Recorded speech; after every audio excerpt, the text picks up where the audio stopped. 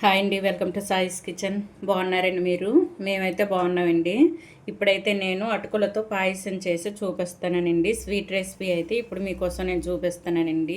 ఇది ఒంటికి చలువ చేస్తుందండి. బెల్లంతో చేసుకోవచ్చు, షుగర్తో అయినా చేసుకోవచ్చండి. నేనైతే ఇప్పుడు మీకు షుగర్తో చేసి చూపిస్తాను. ఇప్పుడు దీనికోసం అయితే నేను స్టవ్ ఆన్ చేసేసుకొని ఒక గిన్నెలో పాలు వేడి చేసుకుంటానండి. 1.5 కప్పు అటుకులకి 3 కప్పుల పాలునైతే నేను వేడి చేసుకుంటానండి. వాటర్ కలపకుండా చిక్కటి పాలునైతే 3 కప్పులు తీసేసుకున్నాను.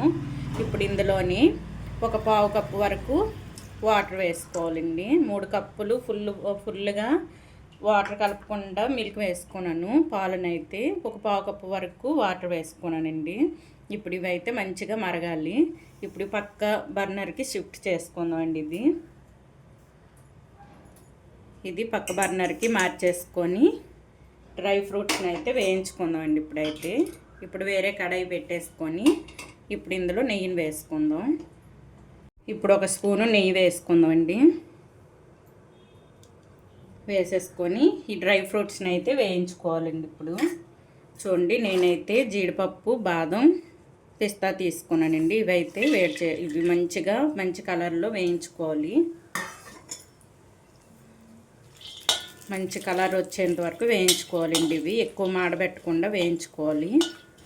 ఇవి కొద్దిగా వేగిన తర్వాత అయితే కిస్మిస్ని అయితే వేసుకుందామండి. వీటితో పాటు ఇప్పుడు వేసుకున్నామంటే కిస్మిస్ అనేది మాడిపోద్దండి. అది తొందరగా మాడిపోతాయండి. కిస్మిస్ తొందరగా వేగిపోద్ది కాబట్టి అది మాడిపోతుంటుంది. అందుకోసమని నేను జీడిపప్పు కొద్దిగా వేగిన తర్వాత అయితే ఈ జీడిపప్పు, బాదం వేగిన తర్వాత అయితే కిస్మిస్ని అయితే వేసుకుందామండి. చూడండి, మనకి జీడిపప్పు అవి కూడా మంచిగా వేగేయండి. ఇప్పుడు కిస్మిస్ని అయితే కొద్దిగా వేసుకుంటాను. ఇందులోని ఎండు కొబ్బరి ఉంటే ఈ విధంగా కట్ చేసి వేసుకోండి. వేసుకొని ఒక 1-2 మినిట్స్ అయితే వేయించుకోవాలండి. వేయించుకొని ఈ ఎండు కొబ్బరి కూడా మాడకూడదండి. మంచి కలర్ వచ్చేంత వరకు వేయించుకొని ఇప్పుడైతే ఒక ప్లేట్లో తీసేసుకుందామండి. చూసారా, మనకి జీడిపప్పు ఇవి కూడా వేగిపోయి మన కిస్మిస్ కూడా కొద్దిగా వేగింది. ఇప్పుడు కిస్మిస్ కూడా మంచిగా వేగిన తర్వాత అయితే మొత్తాన్ని కూడా ఒక ప్లేట్లో తీసేసుకుందాం. ఇవన్నీ కూడా మంచిగా వేగిపోయింది. ఇప్పుడు ఒక ప్లేట్లో తీసేసుకుందాం. ఇవన్నీ కూడా ఈ విధంగా ప్లేట్లో తీసేసుకొని ఇప్పుడు ఇదే కడాయిలో మరో 1 టేబుల్ స్పూన్ వరకు నెయ్యిని వేసుకోండి. వేసేసుకొని ఇప్పుడు మనం తీసుకున్న అటుకులను అయితే క్రిస్పీగా వచ్చేంత వరకు వేయించుకోవాలండి. 1.5 కప్పున్నర వరకు అటుకులు తీసేసుకున్నాను. పల్చటి అటుకులు అయితే 1.5 కప్పున్నర వరకు తీసుకోండి. లావుటి అటుకులు దొరుకుతాయి కదండి, లావుగా ఉన్నవి, దొడ్డు అటుకులు లాంటివి. అవి అయితే మీరు 1 కప్పు తీసుకున్నా సరిపోతాయండి. నేను పల్చటి అటుకులు తీసుకున్నాను కాబట్టి అందుకోసమని నేను 1.5 కప్పున్నర వరకు తీసేసుకున్నాను. అదే లావుగున్న అటుకులు తీసేసుకుంటే 1 కప్పు సరిపోద్దండి. 1 కప్పు అటుకులు తీసేసుకుంటే సరిపోద్ది. ఈ మిల్క్ అయితే సేమ్ క్వాంటిటీలో వేసుకోవాలండి. సేమ్ 3 కప్పుల వరకు మిల్క్ని వేసుకోవాలి. లావు అటుకులు తీసేసుకున్నా సరే సేమ్ 3 కప్పుల వరకే వేసేసుకోవాలి.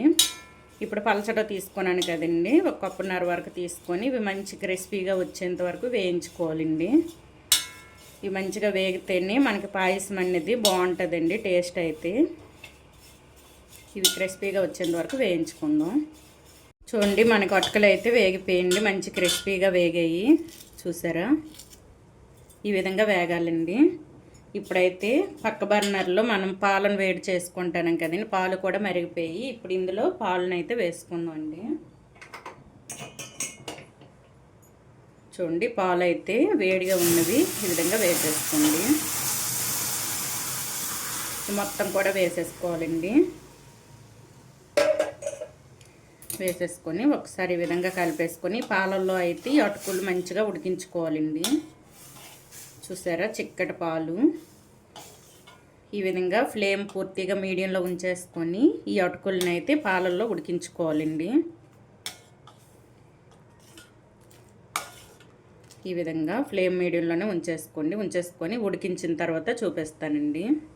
చూడండి, అటుకులు అయితే మంచిగా మనకు ఉడికిపోయింది. చూసారా, ఈ విధంగా ఉడకాలి. ఇప్పుడు షుగర్ కూడా వేసుకుందామండి. షుగరు కరిగే లోపు అయితే ఇది పూర్తిగా ఉడికిపోద్దండి మనకి. షుగర్ అయితే నేను ఒక 3/4 కప్పు వరకు వేసుకుంటానండి. ముప్పావు కప్పు వేసుకుంటే సరిపోద్దండి. షుగర్ అయితే కరెక్ట్గా సరిపోద్ది మనకి.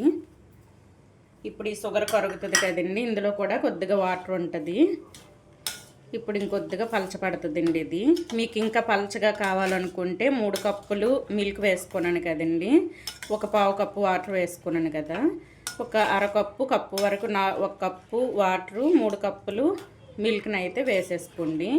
మీకు ఈ విధంగా కావాలనుకుంటే ఇప్పుడు నేను వేసే విధంగా వేసేసుకోండి. మీకు ఇంకా పలచగా కావాలంటే 3 కప్పులు మిల్క్ 1 కప్పు వాటర్ అయితే వేసుకుంటే మీకైతే పలచగా వస్తుందండి.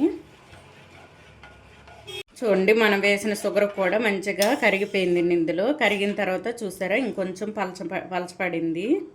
ఈ విధంగా అయితే ఉంచేసుకోవాలండి. ఇది షుగర్ కరిగిపోయింది కదండి. ఇప్పుడైతే మనం వేయించుకున్న డ్రై ఫ్రూట్స్ని అయితే ఇందులో వేసుకుందాం. కొబ్బరి తురుము కూడా వేసుకోండి. మీ దగ్గర కొబ్బరి తురుము లేకపోయినప్పుడు అయితే చిన్న చిన్న ముక్కలుగా పచ్చి కొబ్బరి ఉంటే పచ్చి కొబ్బరినైనా చిన్న చిన్న ముక్కలుగా తురుముకొని వేసుకోండి. ఈ విధంగా వేసేసుకొని ఇందులో ఒక 2 టేబుల్ స్పూన్ వరకు నెయ్యిని వేసుకుందామండి. ఒక 2 టేబుల్ స్పూన్ వరకు నెయ్యిని వేసుకోండి. ఇందులోనే కొద్దిగా యాలక పొడి అండి, ఒక 1/2 టేబుల్ స్పూన్ వరకు యాలక పొడిని, అంతే అండి. ఇప్పుడు ఈ మొత్తాన్ని కూడా మంచిగా కలిపేసుకుందాం. ఈ విధంగా కలిపేసుకొని ఇప్పుడు ఇది ఒక బౌల్లో వేసి చూపిస్తానండి. స్టవ్ని అయితే ఆఫ్ చేసేసుకున్నాను. ఈ విధంగా అయితే మనకి పాయసం వస్తుందండి. ఇప్పుడు ఇది ఒక బౌల్లో వేసి చూపిస్తాను. చూడండి, ఎంతో టేస్టీ అటుకుల పాయసం అయితే మనకి రెడీ అయిపోయిందండి. ఈ విధంగా అయితే చేసేసుకోండి. చాలా టేస్టీగా ఉండే ఈ అటుకుల పాయసం అయితే మీరు బెల్లంతో అయినా చేసుకోవచ్చండి. బెల్లంతో చేసుకుంటే ఇంకా హెల్దీ అండి. నేను చేసే రెసిపీస్ అన్నీ కూడా బెల్లంతో చేసి చూపిస్తానని కదండి, అందుకోసం ఇప్పుడైతే నేను షుగర్ వేసి చూపించాను మీకోసం. ఇదైతే మీకు కావాలంటే బెల్లంతో అయినా చేసుకోవచ్చు, షుగర్ ప్లేస్లో బెల్లం వేసి అయినా చేసుకోవచ్చండి పాయసం అయితే. సో టేస్ట్ అయితే సూపర్గా ఉంటుందండి ఈ అటుకుల పాయసం అయితే. ఈ విధంగా అయితే చేసేసుకోండి. ఒంటికి అయితే చలువ చేస్తుందండి. ఎండాకాలం కదండి ఇప్పుడు, ఈ ఎండలో అయితే ఒంటికి చలువ చేస్తుంది ఈ పాయసం అయితే. ఈ విధంగా అయితే చేసేసుకోండి. సగ్గుబియ్యం అటుకులు కూడా వేసుకోవచ్చండి. నేనైతే ఒక్క అటుకులతో చేసి చూపిస్తానని మీకోసం. ఇది టేస్ట్ అయితే సూపర్గా ఉందండి. మనకి షుగర్ కూడా కరెక్ట్గా సరిపోయింది. ఎంత షుగర్ ఎక్కువ తినని వాళ్ళకైనా ఈ షుగర్ అయితే కరెక్ట్గా సరిపోద్దండి. నేను 3/4 కప్పు వరకు వేసుకున్నాను కదండి. కప్పున్నర అటుకులకి 3/4 కప్పు షుగర్ వేసుకున్నాను. బెల్లం కూడా సేమ్ అదే విధంగా వేసుకోవాలండి. 3/4 కప్పు వరకు వేసేసుకోవాలి. మీకు ఇంకా పాయసం మంచిగా రావాలంటే మీకు లావు అటుకులు తీసేసుకోండి, ఇంకా బాగుంటుందండి పాయసం అయితే. నేను పలచట తీసుకున్నాను కదా. ఈ విధంగా అయితే చేసేసుకోండి అటుకుల పాయసాన్ని. ఈ అటుకుల పాయసం రెసిపీ కనుక మీకు నచ్చినట్లయితే లైక్ చేయండి, షేర్ చేయండి, నా ఛానల్ను సబ్స్క్రైబ్ చేసుకోండి. ఓకే, బాయ్ అండి.